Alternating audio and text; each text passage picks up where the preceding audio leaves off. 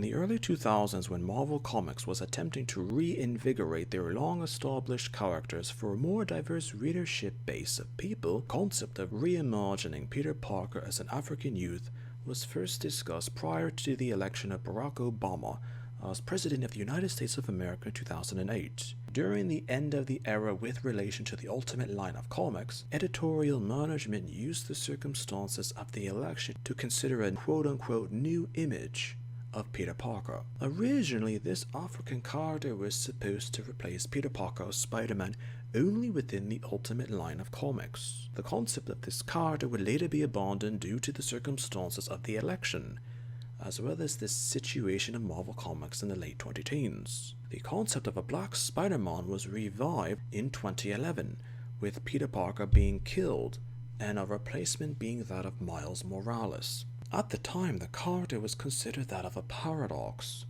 Marvel wanted to appeal to a new readership base by attracting the Hispanic and African populations to read their comics.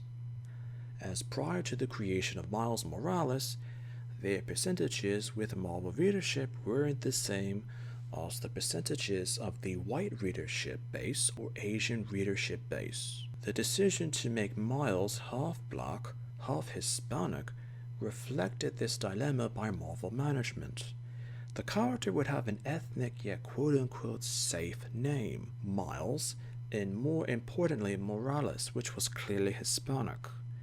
Claims were at the time that Miles wasn't an ethnically African name, but Marvel Comics knew to upset the white or Asian readership base too much wouldn't be beneficial for their publishing, but wanted a name that was somewhat different than what was already existing with their then current characters. The character would be that of an African-American father of vague African descent, and a Puerto Rican mother which represented the Hispanic ethnic groups of New York City. Initially, reception to the character was mixed, some praising the character while others criticized the decision to have the iconic Spider-Man replaced by a minority. This controversy impacted the sales of Spider-Man comics in the Ultimate Universe because of the mixed reception to Miles Morales as a character.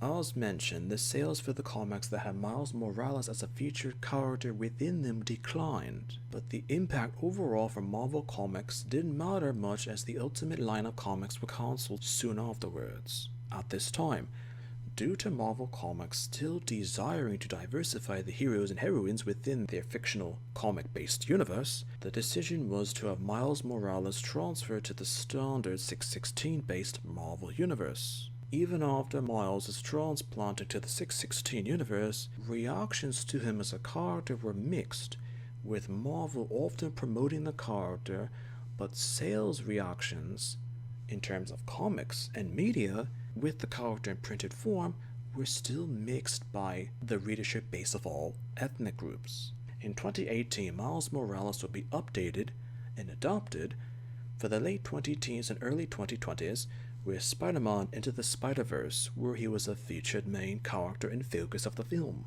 Also in 2018, he appeared as a supporting character in Spider-Man for the Sony PlayStation 4. Critics have pointed out in both examples he's depicted as speaking fluent Spanish. It was further mentioned that this was a half-hearted attempt to once again appeal to the Black and Hispanic demographics that Marvel Comics desires for its publications. In 2020, the edited version of Spider-Man from 2018 was re-released as Spider-Man Miles Morales, with bonus content featuring Miles Morales as Spider-Man. Initial sales of the games were promising, but later sales information showed that soon after the game's release, sales decreased 70%, due in part to gamers not being interested in Miles Morales replacing Peter Parker as Spider-Man. A character can be overrated yet hated because they were not created to be a good character, but to appeal to different demographic audiences.